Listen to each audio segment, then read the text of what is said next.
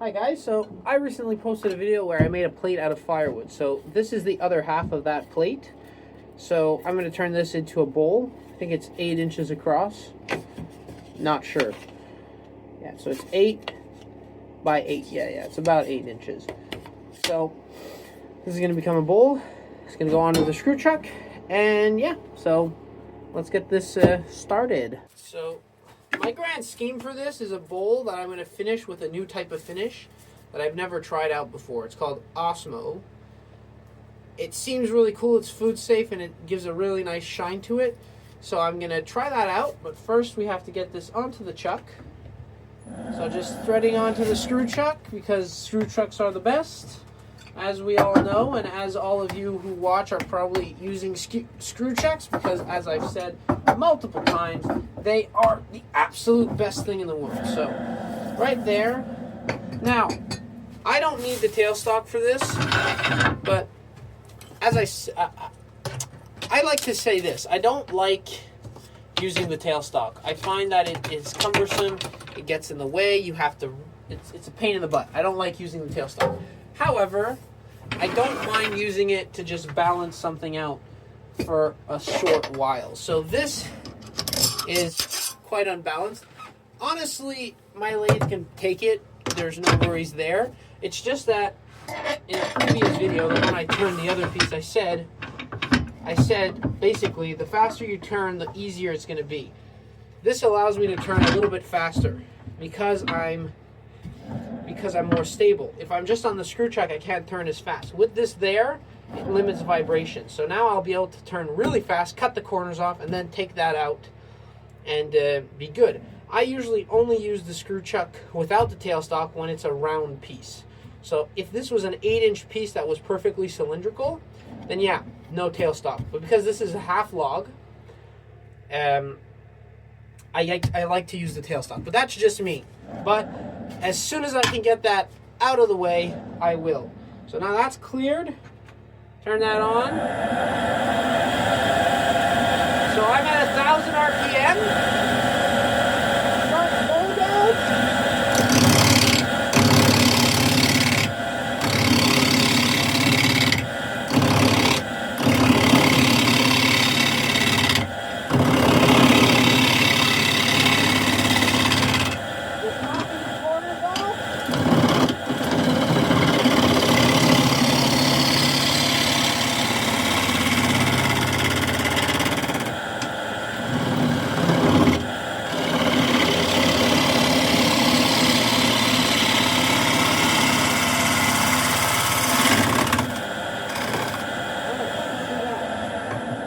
So this is the thing, okay? So turning half logs are really fun. This is one of the things I love about turning, is that you can go from a half log. This was cut 3 weeks ago. It was 9 dead ash trees. I cut them in a property outside of Saint-Grégoire, I think. I don't know. Anyway,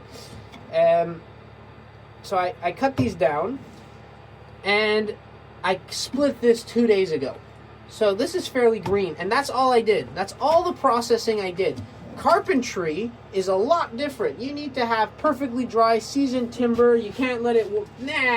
Half log, split in 2, right on a screw chuck, that's it. The only downside for working on a screw chuck is this. Working with half logs is this. They're not perfectly cylindrical. So I have to kind of go and feel my shape out. Because now this is round, and that's a nice kind of bowl shape. But I have this, and I don't want that there. That's ugly. So I'm going to have to figure out what I'm going to do to get this out and have a pretty decent sized bowl. My initial theory is a waving out bowl like this, because I'll be able to go against this. So that's a flat spot, right? It's already curved, and you can say, well, just bring this down. But that's the thing. I won't be able to. It's because it's flat, right? So there's not enough material here than here. So I think a outward flowing bowl like this would work and counteract this. So that's what I'm going to do. So first things first, I'm going to just put a spot for the foot. I'm going to use this 4-inch foot is pretty big. I'm going to use a 75 millimeter foot. So about, I'm just gonna do it for the camera. Usually I do it by eye, but about there, so about here. So that's gonna be about the size of the foot, maybe a little bit smaller, a lot smaller, but that's just gonna give me an idea for now. All right, so let's keep going. Bring the rest closer.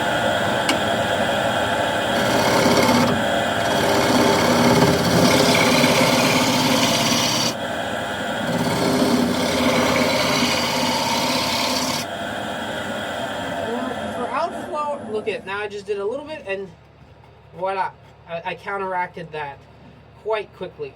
Now there's a little bit here in the tenon, but that I'll just bring down. But I think that's pretty good. So let's keep going.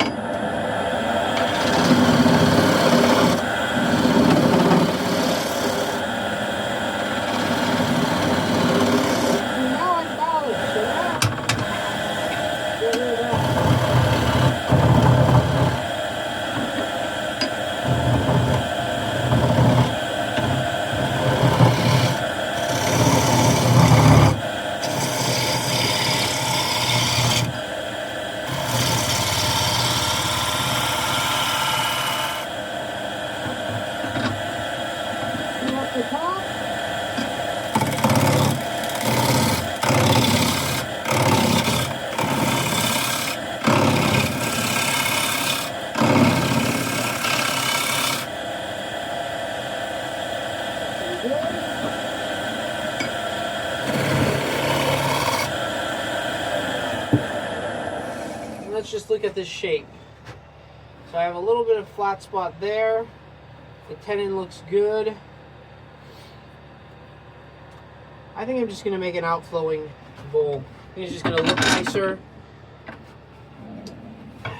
It's going to look nicer. So I like, for outflowing bowls, I start the cut,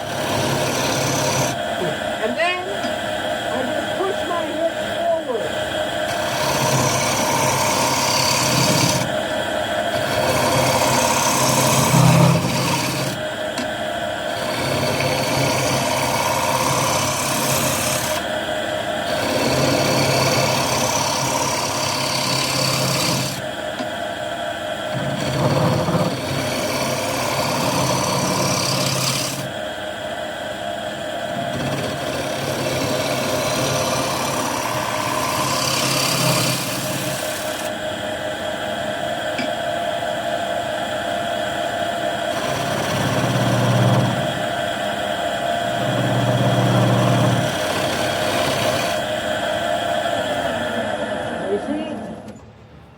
Just a fluid motion and just pushing my hips forward.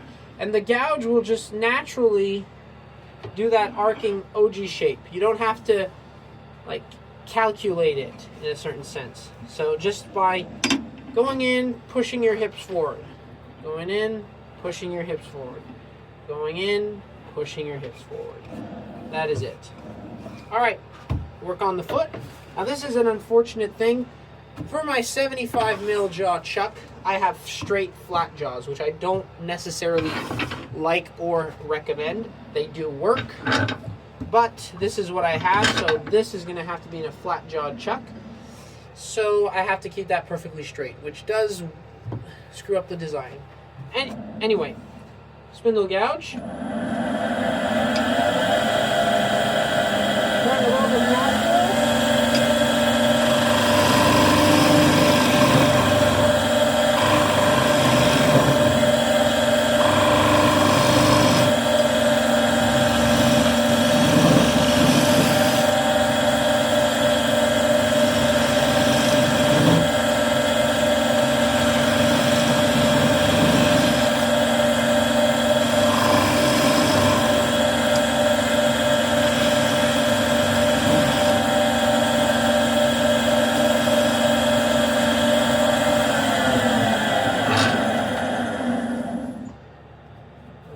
Good.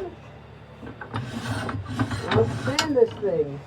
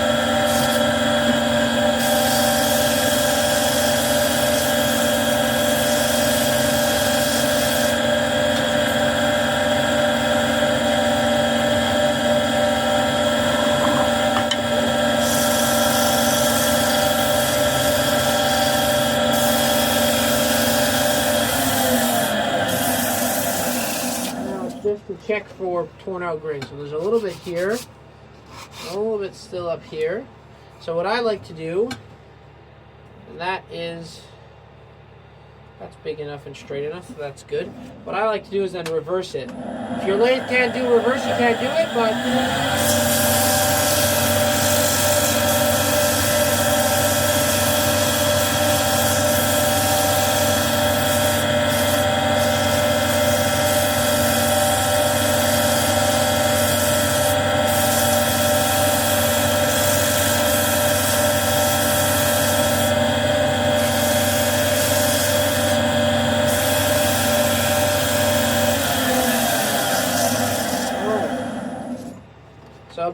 so now if I look, there's still a little bit of torn out grain there, which you can always also just hit by hand, right? Like, I know we're using a lathe and a machine, but you can still always do it by hand. Alright, that's good. Now, the only thing I'm noticing is that foot is starting to turn into a bead shape. Now, I know my chuck, if this was a shark jaw chuck or a dovetail chuck, that wouldn't be a problem. Because this is a straight jaw chuck, this needs to be flat. So I'm going to go with the spindle gouge, and I'll just flatten it out.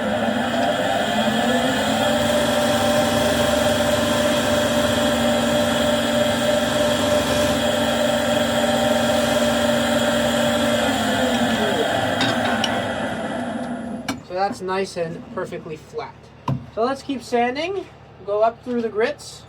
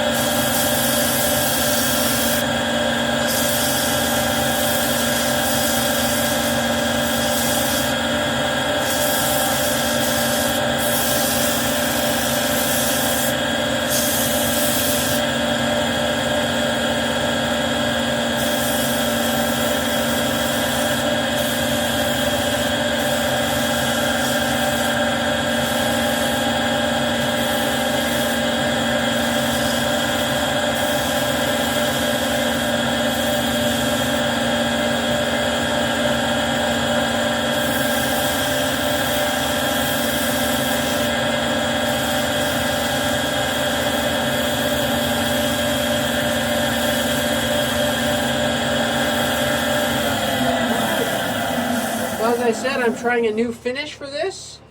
So this is going to not get oiled and wax. So now that's ready to go on to the chuck. Oops. You see? This is why screw chucks are the best. See how hard I have to work to just get it off? And I have a spacer on this. So I'm not using the full inch of screw. Alright, it's not even, how much is this? Yeah, it's an inch of screw, and the spacer brings it down to ½ inch. So I'm using ½ inch of screw, and the thing is really, really solid. So screw chucks, man, are the best. I haven't done a video where I use the faceplate. I do use faceplates, but only for very, very big stuff. Only very, very big stuff. If it's over 13 inches in diameter and it's getting close to the 16-inch mark, which is the capacity for this lathe, then I have a tendency to go for the faceplates. But in other worlds, not really. All right, so this has a tendency to let go, so I have to really tighten it. Which I don't really like. I don't like this chuck, I'll be honest. I don't like these jaws. I like the chuck. I don't like the jaws that come with it. But it's the only ones that have 75 mil, so I kind of have no choice but to live with it. Alright. I think that's going to hold. Oh. close. I have an open chasm here. Well, alright. So let's get the inside done using the same gouge.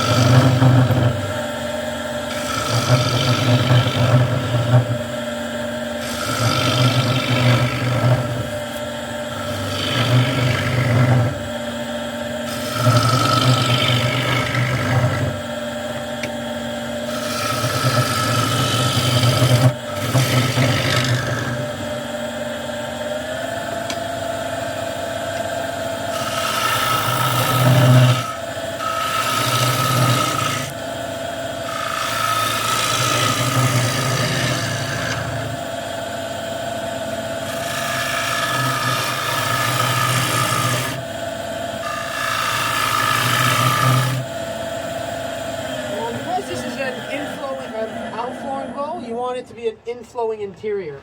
So you don't want to just make a bowl shape. You want to follow the outside curve. So that's why I kind of hollow out the middle, and then I start coming from here and I go in to get that inwards curve. Right? So that's what I'm kind of working on at the moment.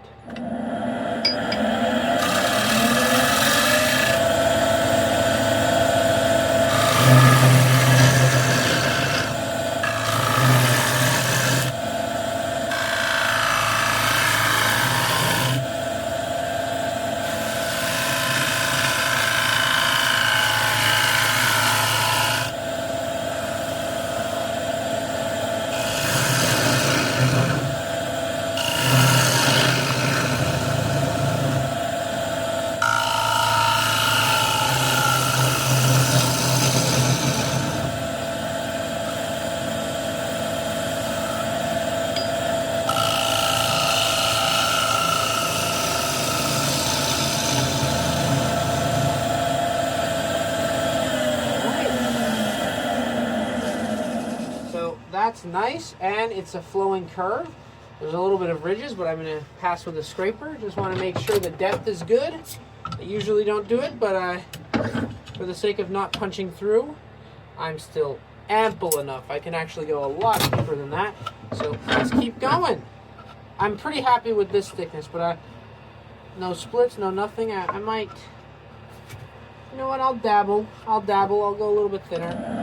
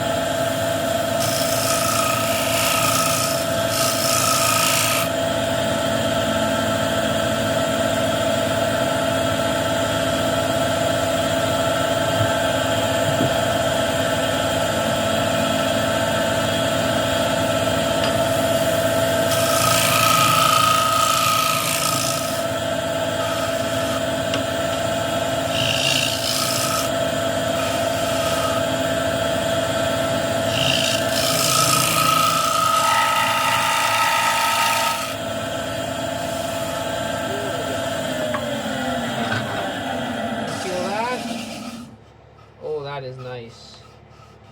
Yeah, scrapers always do a nice job.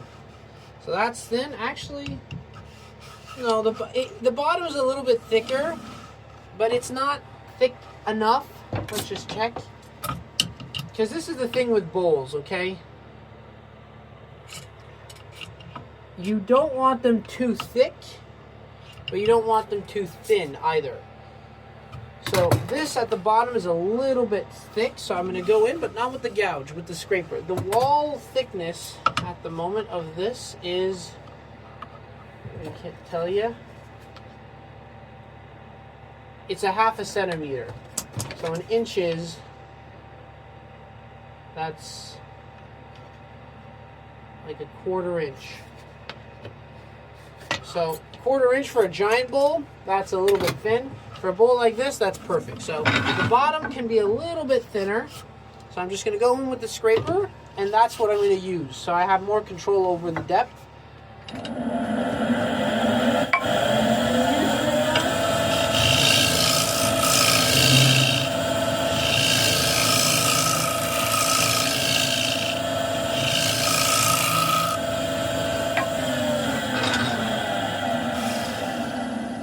And you're listening for change in the pitch of the wood. Now I like that. That's not. It feels good because this is the thing. I actually had a discussion at the wood turning club. Bowls are not as complicated as you might think. It really all depends on how it feels. If it feels clunky, then it's a clunky bowl. But sometimes a thicker bowl with a certain design or a certain type of wood works. So a very light wood, a thicker bowl will actually work because it's thicker and it doesn't feel heavy. But a very, very heavy wood, such as ash or beech, if they're thick, they tend to weigh a little bit. But other woods like maple or walnut, which are very, very light woods, or cherry, for example, that I find that are lighter woods, if you get away with a little bit more thickness. So this to me feels nice. It has a nice flowing curve towards the inside. It follows the exterior shape. Here it's a little bit thicker, but that's to be expected. I find that it works. So this is going to be now sanded with the sanding, obviously. So let's get that into play.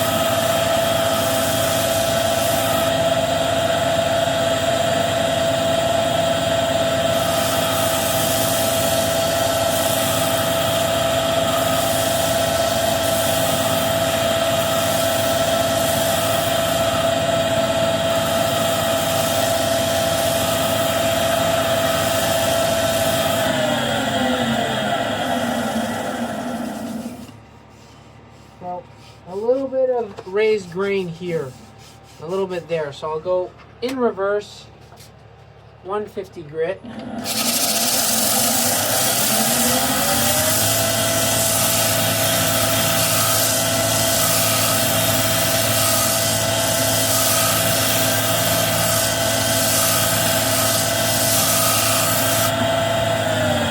see how that does.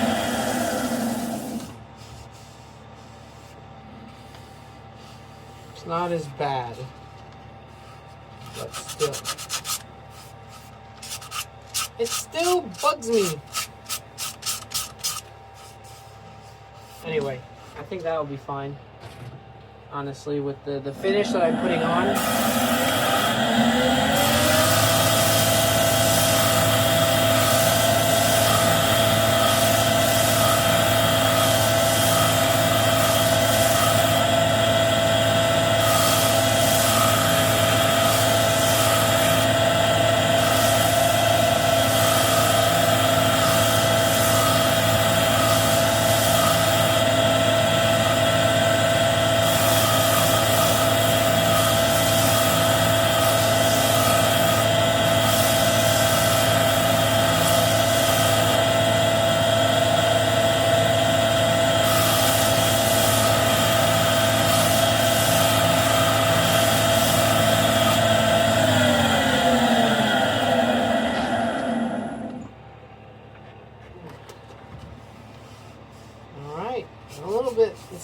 little bit choppy there, but I can live with that. Actually, no, I can't. It really bugs me. So I'm going to hit that with the drill. I use 240 grit.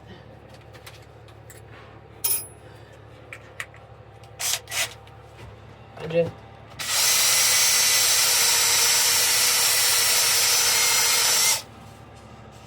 that's better.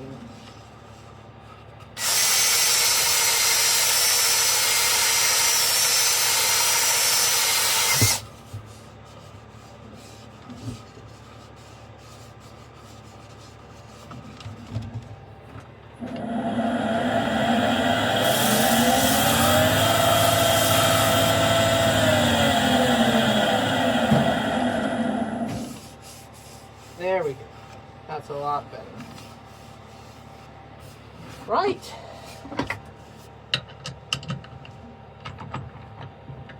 There we have it. A nice outflowing ash bowl. So I hope you guys enjoyed this video. I will finish this with Osmo, but I'll probably do it in a separate video. This was probably just for the turning part. But as you can see, solid. A very nice outflowing bowl out of ash.